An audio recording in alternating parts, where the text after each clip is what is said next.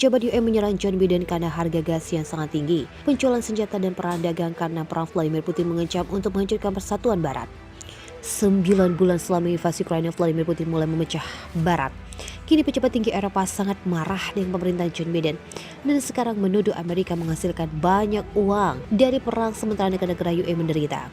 Pejabat tinggi lainnya, Kepala Diplomat Uni Eropa Josep Borrell meminta Washington untuk menanggapi kekhawatiran Eropa. Orang Amerika, teman kita mengambil keputusan yang berdampak pada ekonomi Eropa. Titik ketegangan terbesar dalam beberapa bulan terakhir adalah subsidi hijau dan pajak Biden yang menurut Brussels secara tidak adil memiringkan perdagangan dari UE dan mengancam akan menghancurkan industri Eropa terlepas dari keberatan resmi dari Eropa. Washington sejauh ini tidak menunjukkan tanda-tanda akan mundur. Ketika mereka berusaha untuk mengurangi keuntungan mereka pada negara Rusia, negara-negara UE beralih ke gas dan AS sebagai gantinya. Tetapi harga yang dibayar oleh Eropa hampir 4 kali lipat dari biaya bahan bakar yang sama di Amerika. Semuanya terlalu berlebihan bagi pejabat tinggi di Brussels dan negara UE lainnya.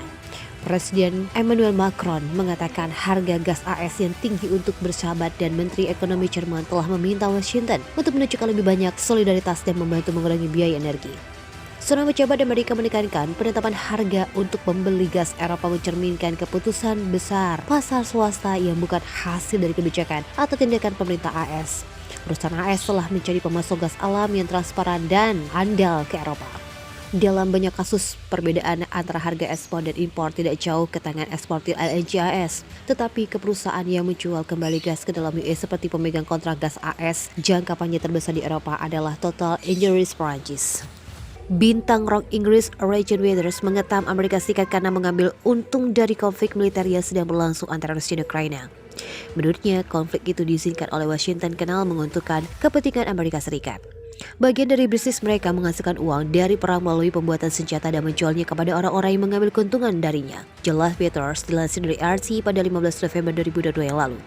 Menurut Waters, manfaat lain dari perang untuk pembentukan politik adalah memungkinkan untuk meyakinkan orang-orang yang berjuang memenuhi kebutuhan dan akhirnya kehilangan tempat tinggal, bahwa kesengsaraan mereka adalah kekalahan Rusia dan Putin yang dituduh bertanggung jawab untuk menghancurkan kehidupan semua orang.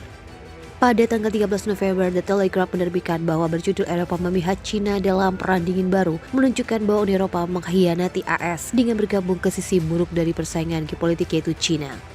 Meskipun artikel tersebut menyatakan bahwa UE bergantung pada AS untuk kesamaan, jelas blok tersebut mulai terbangun dari matra ancaman Cina, terutama karena menyeret UE ke dalam seluruh situasi Ukraina telah mengakibatkan dalam kebangkrutan blok secara finansial, militer, dan politik. Singkatnya, tidak ada yang bisa disalahkan selain AS atas hubungannya dengan memburu dengan UE saat AS berjuang untuk menentukan alternatif untuk gas yang terlalu mahal yang ingin dijual AS dengan malu-malu. AS sedang menjalani transformasi penting yang menandai awal fase baru dalam hubungan internasional. UE berada di bawah tekanan besar untuk membatasi harga gas alam impor untuk menahan biaya energi, tetapi banyak perusahaan yang menghasilkan banyak uang dengan menjual gas murah ke benua Eropa dengan markup yang menggiurkan. Komisi Eropa berada di bawah tekanan besar untuk membuat sketsa rencana batas harga gas. Tetapi beberapa negara dipimpin oleh Jerman khawatir tindakan seperti ini dapat mendorong pengiriman kargo gas ke tempat lain. Komisi juga enggan dan proposalnya dikeluarkan pada hari Selasa menetapkan persyaratan yang sangat menuntut sehingga tidak dapat dipenuhi bahwa selama darurat harga musim panas ini tetaplah sebagian besar perdagangan ada di tangan Eropa menurut eksportir LNG terbesar Amerika.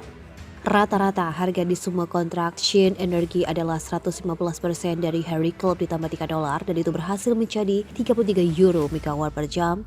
Sebagai perbandingan tarif patokan UE saat ini adalah 119 euro megawatt. Ini adalah kenaikan besar bagi siapapun yang menjual kembali kargo LNG tersebut ke pasar grosir Eropa. Terlepas dari kekhawatiran para setiap pembatasan UE akan mengirim gas ke penawaran yang lebih tinggi di Asia dan mengakibatkan kekurangan di seluruh blok.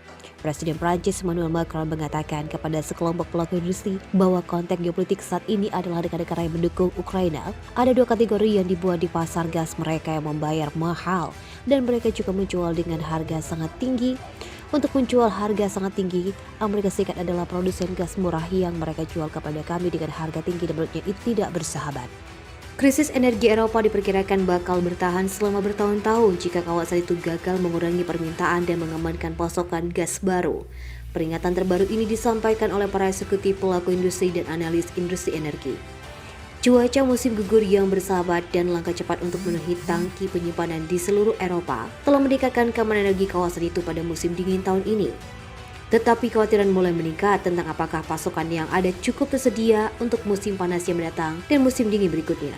Peringatan itu menghadirkan realitas yang tidak nyaman bagi para pembuat kebijakan Eropa, meski sebelumnya telah menghabiskan ratusan miliar euro untuk memastikan tangki penyimpanan terisi pada musim dingin ini. Tekanan pada subsidi serta bagian rumah tangga dan bisnis kemungkinan akan berlanjut tahun depan. Kekhawatiran baru muncul ketika aliran gas Rusia hampir terhenti sebagai respon atas sanksi barat soal perang Vladimir Putin di Ukraina. Ancaman baru minggu ini dari Moskow yang bakal membatasi output dari satu-satunya pipa tersisa yang menghubungkan Rusia dan Eropa. Isu ini menyoroti pentingnya mengunci pasokan pada produsen global lainnya dan mengambil tindakan untuk mengurangi konsumsi bahan bakar oleh industri dan rumah tangga. Penyimpanan gas Eropa pada akhir September 2022 ketika permintaan pemanasan biasanya mulai meningkat mencapai sekitar 90% tahun ini.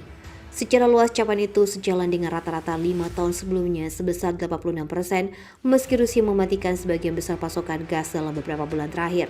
Selain penurunan permintaan rumah tangga dan industri telah mengurangi permintaan sebesar 13% secara per tahun dibandingkan dengan rata-rata 3 tahun. Menurut lembaga think tank Bruegel, namun para pelaku industri energi mengingatkan penuhnya tangki penyimpanan dapat memunculkan rasa puas diri yang berlebihan. Mereka juga memperingatkan bahwa gas dari pipa Rusia ke Eropa akan jatuh ke level yang tidak dapat dibatalkan pada tahun depan. Berbicara di KTT FT, Kepala Eksekutif Vitol Rachel Hardy mengatakan harga gas harus terus cukup tinggi untuk menekan permintaan bahan bakar selama musim panas dari pengguna industri untuk mengisi ulang penyimpanan dan mencegah lampu tetap menyala. Harga gas Eropa rata-rata saat ini 108 euro per megawatt, lebih dari 4 kali lipat rata-rata dekade sebelumnya. Analis mengonsumsi sebagian besar aliran pipa ke Rusia ke Eropa akan tetap terputus, tidak termasuk pipa Nord Stream Selatan. Skenario lain yang membuat Eropa memiliki tingkat penyimpanan yang cukup harus disertai dengan penurunan permintaan yang signifikan baik di musim dingin atau sepanjang November 2022 hingga September 2023 ditambah serta meningkatkan impor LNG menjadi 440 juta meter kubik sehari melebihi dari tahun ini. Tetapi kebutuhan Eropa akan LNG mungkin menghadapi kendala infrastruktur ketika investasi yang kurang dalam bertahun-tahun dalam proyek terkait bahan bakar fosil. Negara-negara seperti Jerman, Belanda, Italia, Prancis, dan Kroasia telah mendorong terminal regasifikasi baru, termasuk penyewaan unit penyimpanan dan regasifikasi terapung atau SRRU.